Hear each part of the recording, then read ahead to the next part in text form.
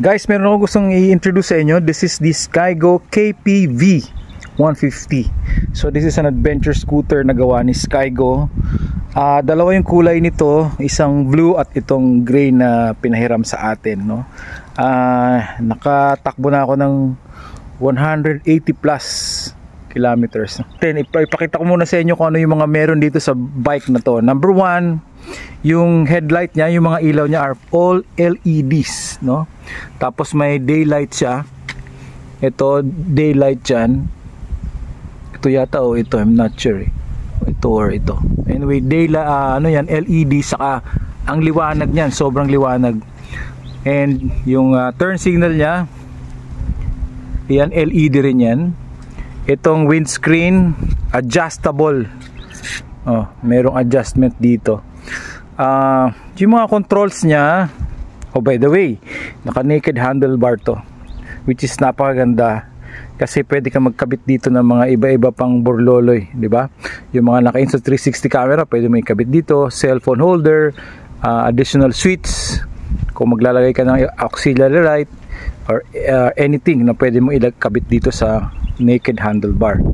Yung ano naman niya, yung throttle, tignan nyo, may ano dito, may rubber na nakausli, which means pag hinawakan mo siya, yung kamay mo nakarest na dyan. Kaya magandang ano to, magandang feature na nilagay ni Skygo. May bar end also. Tama, oh. Hindi ka na magbibili nito. Usually yung iba bibilin mo pa, di ba? And meron din siyang idling stop pag inon mo siya. Alam niyo yung idling stop, pag naka-stop, pag tumigil ka sa traffic light, mamamatay automatic yung makina mo. And then under siya pag trinodal mo na. Okay? Meron din siyang hazard light, di ka na magpapakabit. May pass light button, busina. Tingnan natin yung busina kung anong tunog para marinig nyo. Yun, lakas. Tapos yung ano niya, yung dashboard yan, digital. Yun, digital yan. And yung ano niya, yung kargahan ng gasolina nandyan. Para mabuksan niya, ito punta rito sa kanan and magbubukas na siya. 11 liters ang ano nito capacity. Yung ano naman niya, yung utility box, ayan. Yan ang laman. Payong, saka mga papeles. Hindi siya kasing laki, no? Actually, sinubukan ko yung half-face helmet, hindi rin si kasya. Pero maganda nito, mayroong utility light. So, pag gabi, nagbukas ka niyan, ox na ox, walang problema. Yung ano mo naman, yung OBR, yung pillion rider mo, meron siyang hawakan dito. Napakaganda nung ano niya, yung handlebar. Very nice, very nice. Sinubukan ko mag-backride kay Mrs. at ako ang humawak dito, napakaganda. Tapos yung of course, yung patungan ng paa ng ano mo, ng OBR, ganda rin.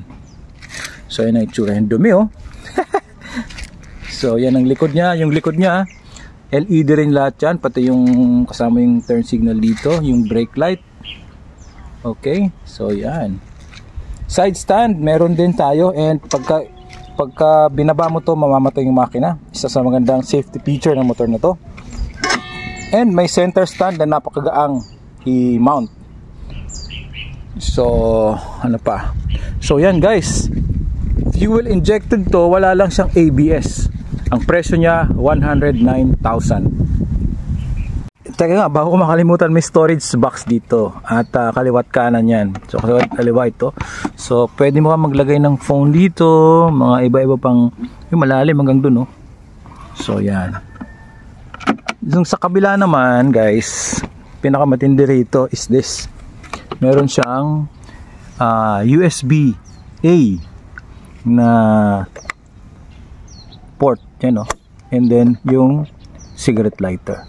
So hindi ka na bibili. Ang dami rito ano, mga nakakabit si Skygo na kung sa ibang motor upgrade mo pa. Halimbawa ito, bar end, sa iba magpapalagay ka pa nito. Yung hazard light, yung sa NMAX ko nagpalagay pa ako niyan, pati itong pass light. Tapos yung ano pa nga, ito yung USB ports dito. Meron na. So hindi ka na mag-upgrade, kung baga gagamitin mo na lang. Yan ang itsura niya pag naka-on.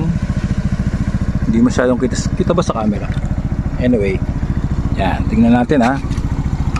Yan, pag nakapatay ang ilaw, yan yung daylight niya, bukas yan, no? Ito pala yung daylight niya. Tapos pag nakabukas yung headlight yan, yan, no? Ito yung high, ito yung low. Oh. Yan, no? Yan ang tunog naman pag pag umaandar. Sounds familiar ba? Yan ang tunog. Sound check natin. So guys, ano sa tingin nyo? This is the Skygo KP B150 fuel injected. Available na siya guys. Lalagay ko yung link kung saan nyo pwedeng i-check out ito at 109,800 only.